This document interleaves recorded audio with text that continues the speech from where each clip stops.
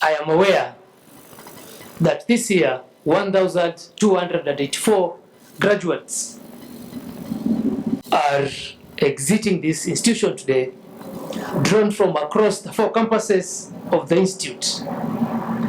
These youthful professionals in the water engineering, sanitation, and irrigation will support delivery of water and sanitation services across our country. For those graduating today, while this ceremony marks the end of your academic journey in this institution, it signifies the beginning of an even more exciting chapter in your professional life. I speak this from experience. To every graduate, I want to express my hearty congratulations. This achievement today results from your perseverance, it's a show of your hard work and devotion to the cause. You will enter the job market to apply your knowledge and skills to support the development and maintenance of water infrastructure in our country in a sustainable manner, advancing our key Vision 2030, the government agenda of bottom-up transformation agenda, and promoting the United Nations Development Goal number 6, which aims to ensure that everyone has access to water, and not only water but safe water and sanitation for the well-being of the people. Provision of water and sanitation services is a fundamental human right, and the ministry is implementing policy steps to expedite all Kenyans' access to safe water and adequate sanitation. These measures will help mitigate other climate change-related issues like flooding, in addition to bolstering our response to nations' water resources vulnerability. The fulfillment of this huge mandate requires enough personnel to support the industry's capabilities. To further enhance the institution's ability to carry out research, innovation, and outreach, the ministry is in the process of reviewing the KEWI Act number 11 of 2001 to transform KEWI into the Kenya Water Training and Research Institute with a wider mandate and greater reach in the continent in matters training and research in the water sector. Guests, ladies and gentlemen, over the past 2 years, the national government has fast-tracked projects and programs at the behest of the people of Kenya to hasten progressive realization of SDGs, the better agenda, and to improve the health and the well-being of its people. These are anchored on the National Economic Blueprint, the Vision 2030, and the medium-term 4 goals. It is on this background that construction of 3 mega dams has already been completed, namely Karimaini 2 Dam, Diba Dam, and Yamo Dam in Samburu, while the construction of other key dams, namely Muriithi Dam in West Pokot, stands at 84%, Dwake Dam in Kitui/Makueni counties stands at 94%, and Muga Dam in Kitui County stands at an overall of 73% considering the initial contract. Moche Dam in the Coast Region, Kwale County, stands at 18%, and Makamini Dam at around 70%, both in Kwale County, are ongoing. We are progressing well with Bosto Dam in Bomet County and Ruiru 2 Dam in Kiambu County, and Bunyunyu in Nyamira for implementation. In addition, 581 reservoirs and water ponds with a combined storage capacity of about 11.62 million cubic meters have been completed. Supply to municipalities and towns also improved from 69% in the year 2018-2019 to 73% in the year 2023-2024. The ministry also oversaw significant improvements in basic sanitation coverage from 82% to 93% in the period under review. These successes coincided with substantial investments in water schemes in key urban areas and the extension of supply lines in smaller towns. Consequently, 278 schools have been fully equipped with boreholes and adequate rainwater harvesting structures. Furthermore, 42.7 million cubic meters of water storage reservoirs were constructed in 30 counties, expanding irrigation to an additional 42,000 acres in arid and semi-arid lands.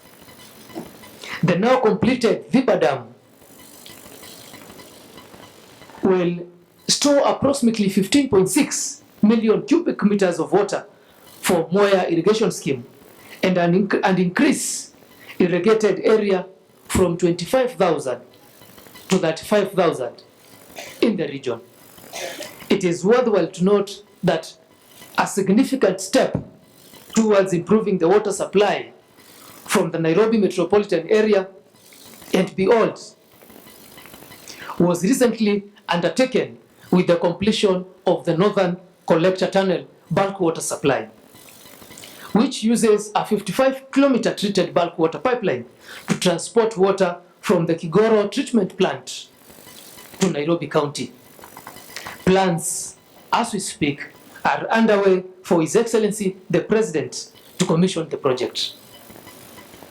The graduates, despite the aforementioned milestones, millions of Kenyans still face barriers to safe drinking water and sanitation services that you, as the experts now in the field, will directly contribute to our country's development by tackling some of these pressing challenges. Despite these efforts, the sector still faces a funding gap between development needs and budgetary allocations. To address this gap, the ministry has put in place public-private partnerships, models that seek to connect capital-seeking profitable investment opportunities with the sector's infrastructure development needs, which include build, operate, and transfer models, as well as output-based financing and concession financing. In this regard, the ministry is at advanced stage of concluding 6 projects under the PPP framework, namely desalination plant for Lamu County, Sabaki water carrier meant to serve Kilifi County in Mombasa, and Londiani and Maragwafo dams, and Mzima pipeline and the Galana dam. Ladies and gentlemen, for us to achieve the tenets of our 2010 Constitution, which envisages water as a fundamental human right and that no Kenyan should be left behind, we must tackle barriers to safe drinking water and sanitation services. Among these barriers that urgently need to be addressed is the high level of non-revenue water. This obstacle is as a result of poor infrastructure maintenance practices as well as inadequate operation standards in billing and revenue collection. This calls for improving our techniques and methodologies for repair works, connection, and disconnection practices. Additionally, the existence of illegal connections in many water service providers must not be tolerated. I am glad that KEWI and development partners seated here, like Gatsby Africa and JICA, have put in place efforts aimed at addressing these challenges through capacity building. Indeed, the establishment of a state-of-the-art non-revenue water center of excellence at the Institute will go a long way towards addressing the capacity needs of the sector. I therefore challenge Kewi to take full advantage of this center by ensuring that water service providers, team and personnel are trained on modern methodologies and technologies in non-revenue water management. We must also place a strong emphasis on sustainability. As we develop new infrastructure and services, we must ensure that we are protecting the environment for our future generations. Our water sources, that is rivers, lakes, underground aquifers, are precious and must be safeguarded from depletion and any form of contamination. It is against this background that the government has commenced a program to clean Nairobi River system by enhancing solid waste collection and prevent sewage entering into our rivers.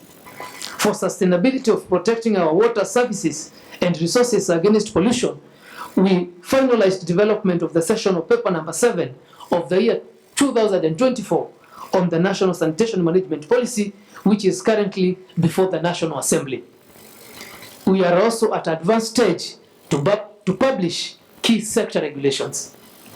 I encourage you, the graduates seated here today, to think beyond the technical aspects of your work and embrace the social impact of your actions. Remember that you are joining a sector that is vital to our economic prosperity, our health, and well-being of the people. You must face challenges, but focus on opportunities for growth, for there is no growth without challenges. Focus on how the system you build will affect our local communities. Empower our women, our children, the vulnerable, and create economic opportunities. Translate your actions into the social impact that contributes to the economic growth of our great nation.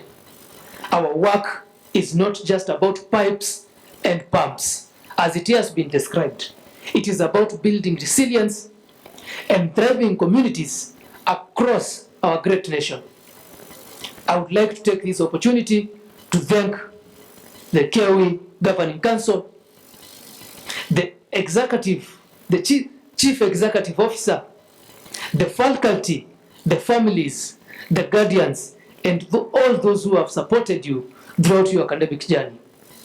Their encouragement, their guidance, their sacrifices have been instrumental in this success.